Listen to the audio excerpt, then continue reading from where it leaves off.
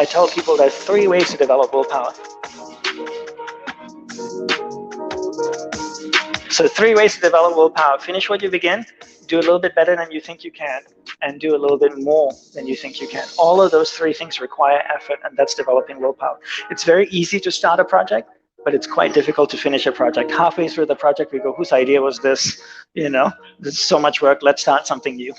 Right? So every time you finish what you begin, it requires willpower. So the practical way to bring this into your life is to look at your average day and ask yourself, what are the repetitive things that you do every day? And the way I phrase it is, what are the non-negotiable reoccurring events in your life? Every day I go to sleep. It's a non-negotiable reoccurring event, right? And hopefully I wake up, right? So before I sleep, I floss, I brush my teeth, put my pajamas on, I go to sleep.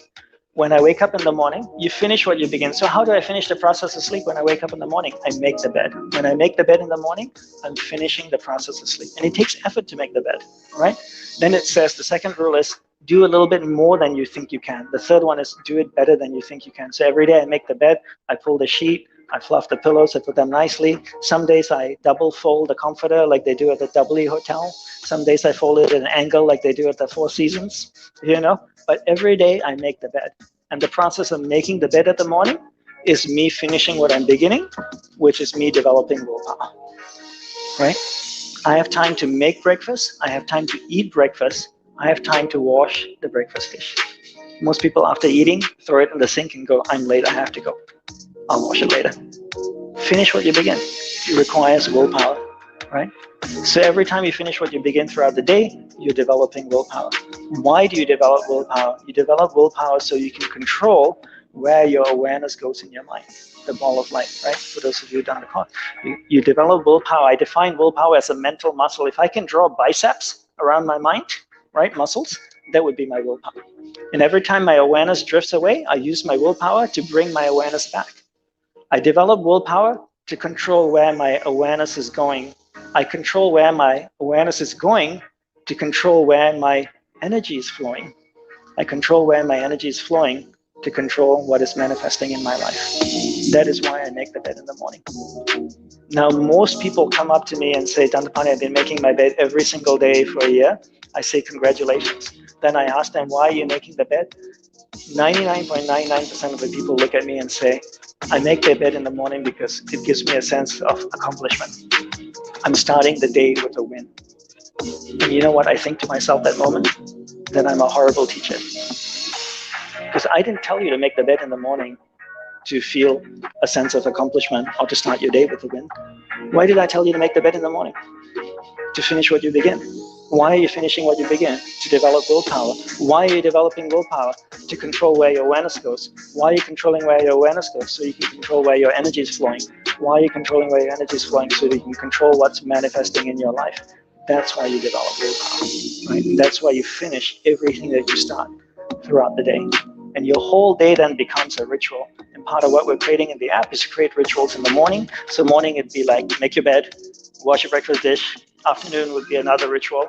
Evening would be another ritual. Night would be another ritual. So by the time the end of the day comes, you spent at least half an hour, 45 minutes, 1 hour developing willpower. After 6 months, what will you have? Willpower, right?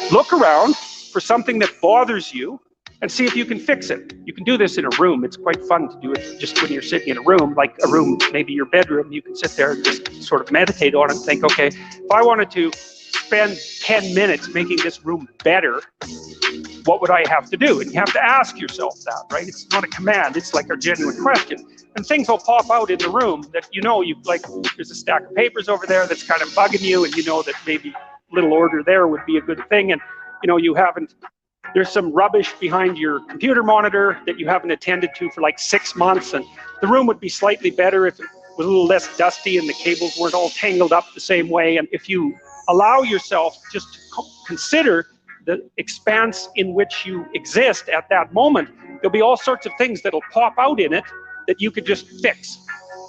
And I might say, well, if you were coming to see me for psychotherapy, this easiest thing for us to do first would just be to get you to organize your room. You think, well, is that psychotherapy? And the answer is, well, it depends on how you conceive the limits of your being. And I would say, start where you can start. If something announces itself to you, which is a strange way of thinking about it, as in need of repair, that you could repair, then hey, fix it. You fix 100 things like that, your life will be a lot different. I often tell people too, fix the things you repeat every day, because people tend to think of those as trivial, right? You get up, you brush your teeth, you have your breakfast, you have your routines that you go through every day. Well, those probably constitute 50% of your life. And people think, well, they're mundane, I don't need to pay attention to them. It's like, no, that's exactly wrong. The things you do every day, those are the most important things you do. No one can live without a routine. Just forget that. If you guys don't have a routine, I would recommend, you get one going, because you cannot be mentally healthy without a routine. You need to pick a time to get up. Whatever time you want, but pick one and stick to it, because otherwise you dysregulate your circadian rhythms and they regulate your mood. A schedule, that's a good thing, man. Your brain will thank you for it. It will stabilize your nervous system. With a bit of a plan, that's a good thing. You need a career, you need something productive to do with your time. You need to regulate your use of drugs and alcohol, most particularly alcohol, because that does in a lot of people. How about some friends? You'll kind of like that. How about an intimate relationship with someone that you can trust, that maybe has a future? That'd be good. How about a career that puts you in a dominance hierarchy somewhere, so at least you've got some possibility of rising, some possibility of stabilizing yourself. You need a family, like the family you have, your parents and all that. It'd be nice if you all got along. You can work on that. That's a good thing to work on. And then, you probably need children at some point. That's life. You may have a good reason to not be operating on one of those dimensions. It's not mandatory. But I can tell you that if you're not operating reasonably well on 4, I think I mentioned 6, if you're not operating reasonably well on at least 3 of them, there's no way you're going to be psychologically thriving.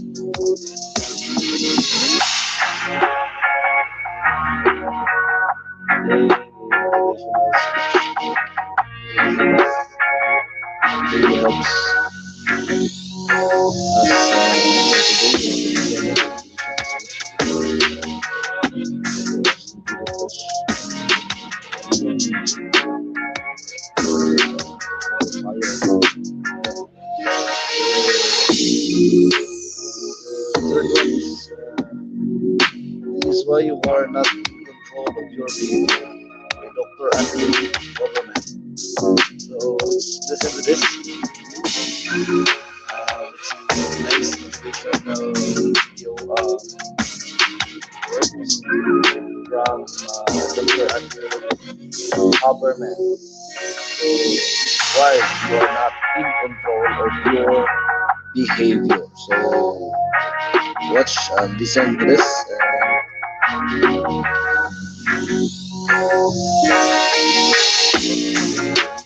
explain. The modulator word is key.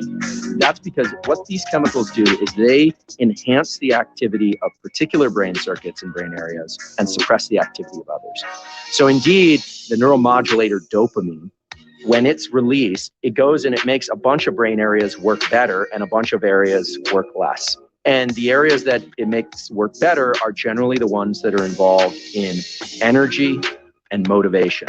In particular, dopamine causes a perceptual effect of making us focus on things that are outside ourselves. It enhances our well-being inside, but rather than make us quiescent and kind of calm and make us want to stop there, we want more. It puts us in an outward-facing mode.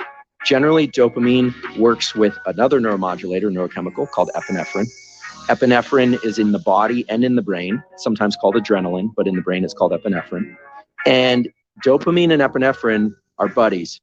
And when dopamine is released, epinephrine tends to be released. And when epinephrine is released, dopamine may or may not be released. This is very important. Epinephrine is involved in generating a sense of agitation, urgency, and desire and willingness to go, to move. Like, let's get up, let's do this, and we're really excited. Or it can generate energy and a motivation and agitation, but doesn't know where to go. If dopamine is there, there's generally excitement, that feeling of energy, and even low-level anxiety, it feels like excitement. And if dopamine is low, it feels like agitation, and it doesn't feel good. It feels more like what we would call stress. Dopamine is released when something good happens, but it's also released in anticipation of things. It makes us excited. When we reach a milestone en route to a goal, it's released. Epinephrine is going to be released in concert with that, and it's part of the motivation and part of the, the energy to move forward process.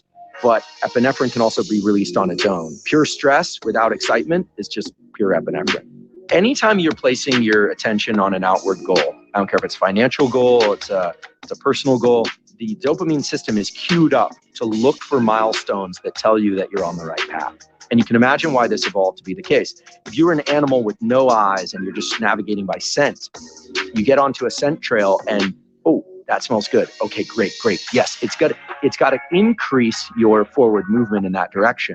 And it does that by making you feel good and giving you encouragement to go down that path. Then let's say that the scent disappears. Now you're going to look around, you're going to start looking for it again. And then you're onto it again. And now eventually you get to the food, or you get to the mate, or you get to whatever, to water, you get to whatever it is that you were seeking. And then there's a dopamine reward. And there's something very important called dopamine reward prediction error. It says that the dopamine response that you get at the end equals the reward that occurred, the amount of dopamine for that reward, the big end zone kind of finish line dopamine, minus the reward predicted. If I'm anticipating stuff like crazy, like, oh, this is the path, and then all of a sudden they say, oh, you know what, we're going to be indoors for quarantine for the next 18 months. There's a massive disappointment. Dopamine gets crashed down to the floor. There's a circuit in the brain that involves a structure called the habenula. It suppresses dopamine and it disappoints us. It tells us the path that we took was not the...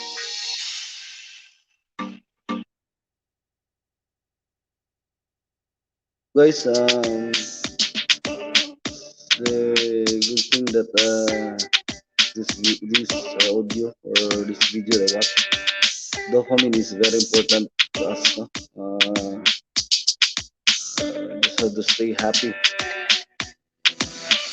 Happiness, joy creates dopamine in our body. So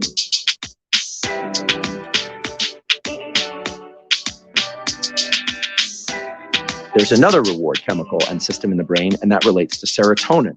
The serotonin system is engaged when we feel rewards for what we have in our immediate environment or we already have in our possession. When I sit down with my bulldog at the end of the day and give him a good scratch, I think about how much I love him, or even if I don't, that's likely to promote the release of serotonin. If you hug your kids, if you have a call with a family member and you're feeling really good inside, these have been called, not by me, but by others, the here and now rewards, as opposed to dopamine, which is really about the rewards that are out in the world. So the serotonin system can be accessed anytime, but it tends to promote quiescence and calm. it doesn't engage that norepinephrine system. It's more about that warm, soothing, I'm good with everything I have. And you can see why nature would have installed both reward mechanisms. One that gets us out of the cave and pursuing things, taking risks and evolving ourselves and our culture, and a reward system that makes us content with what we have, at least for short periods of time, so that we don't overlook the bonds that we created, because those bonds are very important for the safety and the reassurance that we need in order to feel like we can go out and seek rewards outside that safety. And I just want to mention that there are some hormones that support this, that give these two systems buoyancy. And you've probably heard of one of them before. One of the hormones that gives the serotonin system buoyancy is a hormone called oxytocin.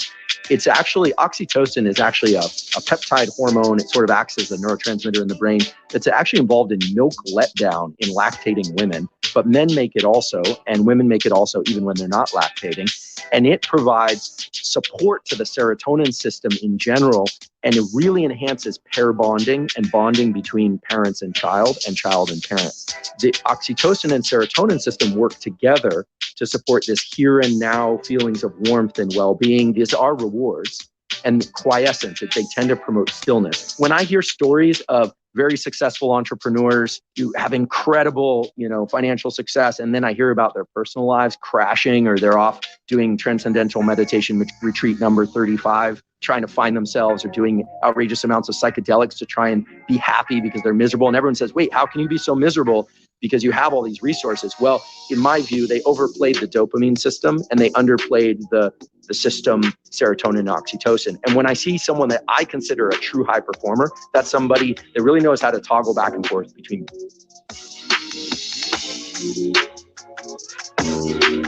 Good guys, I'll be putting the link below. Just click the link if you want to watch the video that I uploaded right now. So it's a nice video.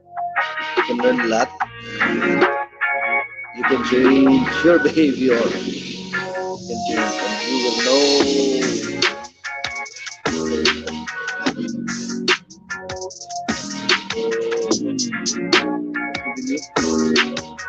Both. I'll mention one example. Don Kennedy, who was the former president of Stanford. This was a guy who was president of Stanford, commissioner of the FDA. He was president of the AAAS Science Organization. He was a phenomenal guy, but he also was a great dad, a great father to his kids. He ran every morning. He was just a nice guy. And when I was a kid, I kind of studied Don because I was like, how does he do all this? And he said, you got to work hard. And at the end of the day, you have to look at everything you have and you have to really enjoy it. And that's just the dopamine system and the serotonin system in a nutshell.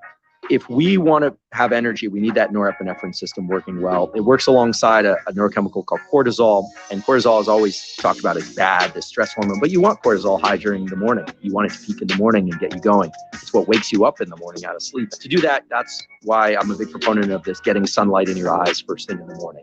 If it's in your practice or you're inclined to do it, trying to get some movement first thing in the morning. You don't have to do your full bout of exercise. You want to try and get some movement, maybe at least 10, 15 minutes. It could be a walk, could be a run, could be jump rope, could be jumping jacks, could be anything really, just movement.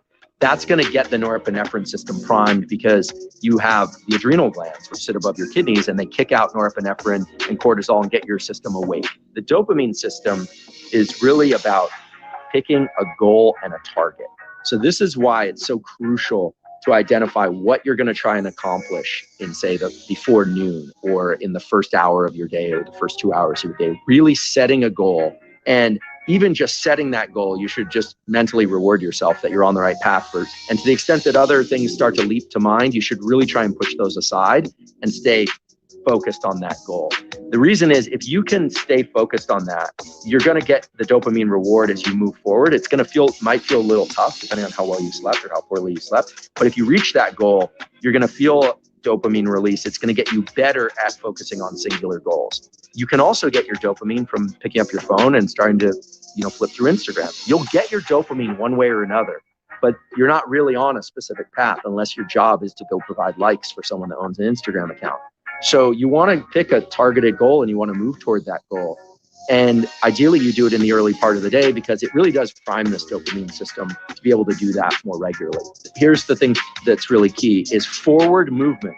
whether or not it's toward a cerebral or intellectual goal or it's physical exercise, especially when there's a low level of stress in the system, when you're a little stressed, promotes the release of dopamine. Forward movement also quiets the activity of the amygdala, this threat detection center in the brain. You're always in forward movement of some kind. The question is, are you in forward movement toward a focused, valuable goal or not? You know, you hear about these practices of setting out the plan the night before.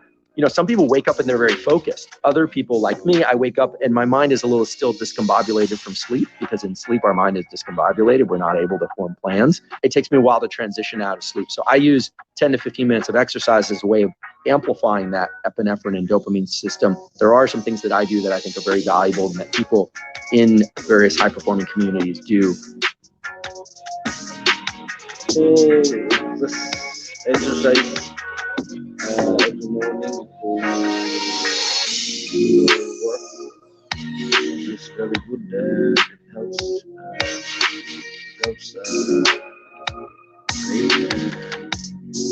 how we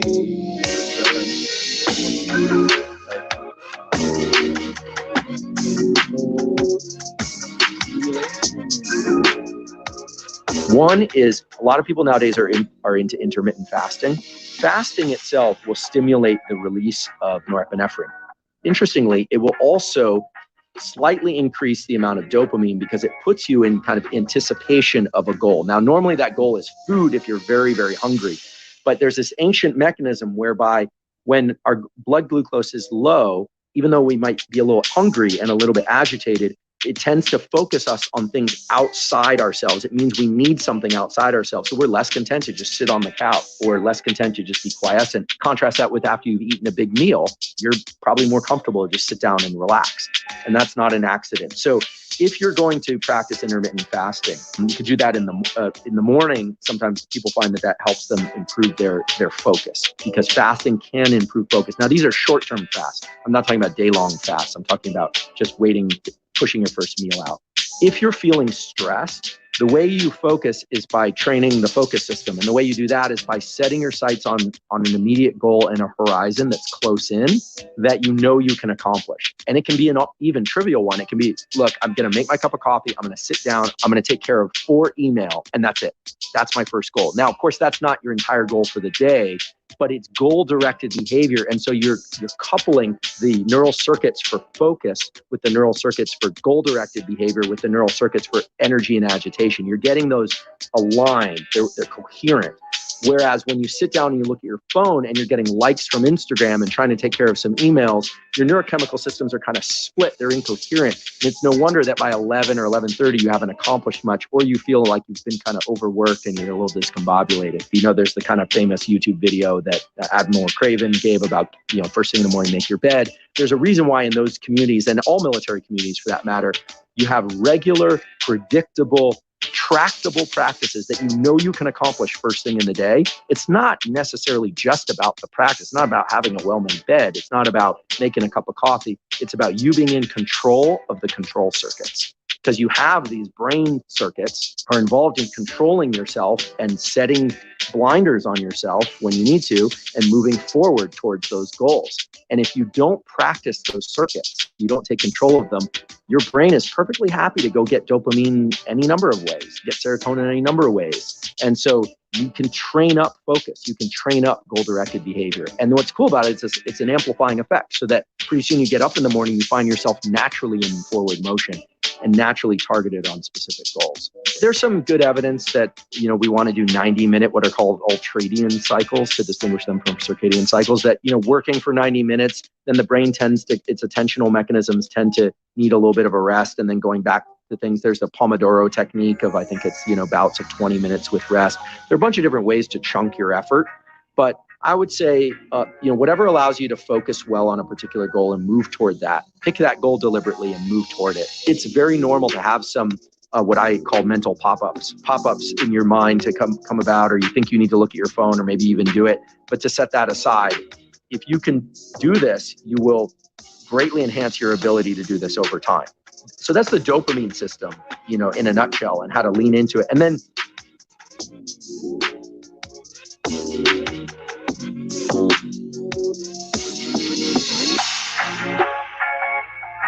then Through the afternoon, what happens is cortisol and norepinephrine naturally start dropping off. That's why I recommend people get a little bit of sunlight towards the afternoon hours. Maybe that's a good time to get your exercise. So as the day progresses, there are a couple things you want to do. You want to start pulling back on that dopamine and norepinephrine system. So obviously not drinking too much caffeine late in the day unless you really need to pull an all-nighter or something. The foods you eat toward bedtime are really key. There's a naturally occurring amino acid called L-tryptophan. This is what's present in turkey and in complex carbohydrates like pastas and rices and things like that, that is a precursor to serotonin. And so this is why many people find it useful to eat the majority of their complex carbohydrates late in the day, promote the secretion of tryptophan, help them transition to more relaxation and sleep. I personally eat low carb during the day, and then I eat my carbohydrates at night because it allows me to relax and sleep. And I don't tend to eat breakfast. I don't tend to eat in the morning. There are a couple things can enhance sleep or the ability to get to sleep. So carbohydrate-rich foods, things like turkey and white meats are going to be the proteins that, ideally you'd eat late in the day if you want to rest. Try not to surround yourself with bright lights in the evening, especially bright overhead lights. The cells in your eye that wake up the brain, that wake up your body, are in the lower half of your retina to view the upper visual field because they want to view the sun. In the morning, you want to get a lot of that light overhead, or sunlight into your eyes. But in the evening, if you have lights at home, try and keep them low in the room physically. If you have overhead lights, try and dim them. You really don't want to get bright light exposure between the hours of 11 p.m. and 4 a.m. I'm really alert and awake early in the morning. In the afternoon, my brain doesn't tend to work that well. I like to take a nap and relax.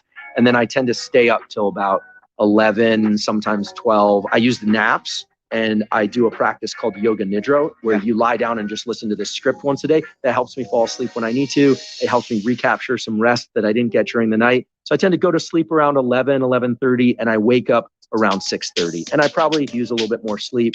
I generally wake up feeling a little bit groggy, but once I get into motion and I start going, I'm good until about 3 or 4 in the afternoon. One of the things that you find about people who are very high performers, especially people that do work in very complex, chaotic environments over long periods of time, is that they master the toggling back and forth between these two systems. They really master the ability to control their dopamine system and not let it control them. So they're not getting pulled by dopamine by some external force. They're driving toward an external goal and getting dopamine in the process. So they're keeping that close by. They're moving toward it, and they're very good at relaxing.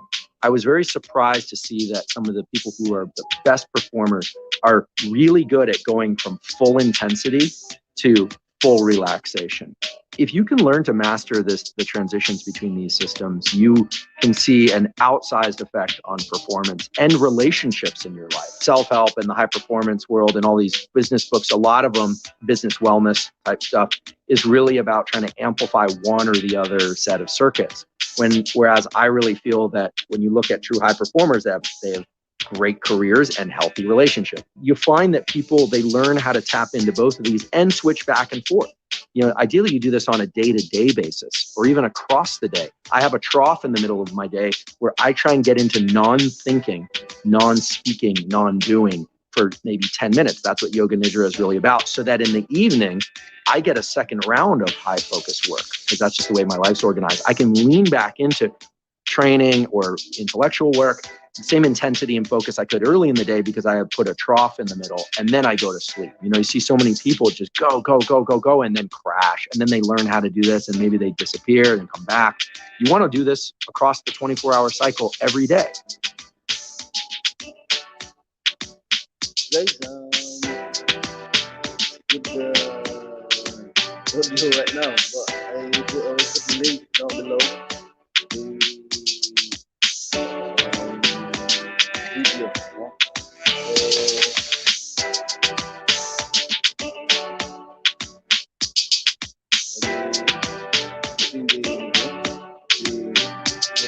And comment down below, guys, what video, what motivational video you most like.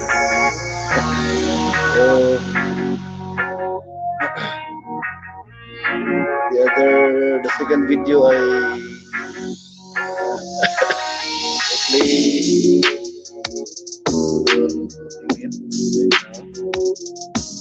live also.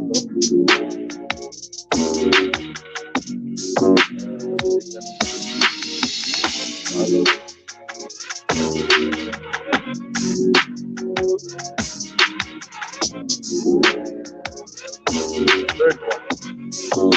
Third one. So it's a good motivational video. It's supposed to be sent every day, every morning, every time in our life. We use this. First of all, not just our minds need this. Good, good. It's nice. The first video is if you need discipline in your life. This one is a good video. So you can watch. I'll be putting all the links down below. First video, second, and third. So that's it, guys, and thank you. It's really nice to listen sometimes in the motivational video. Kailangan sa brain for us to be refreshed, for us to be motivated. So that's it for today's live, and hope you watch the video I listen now, so that it can help in your life. Yes. Good evening, thank you, and goodbye, and God bless.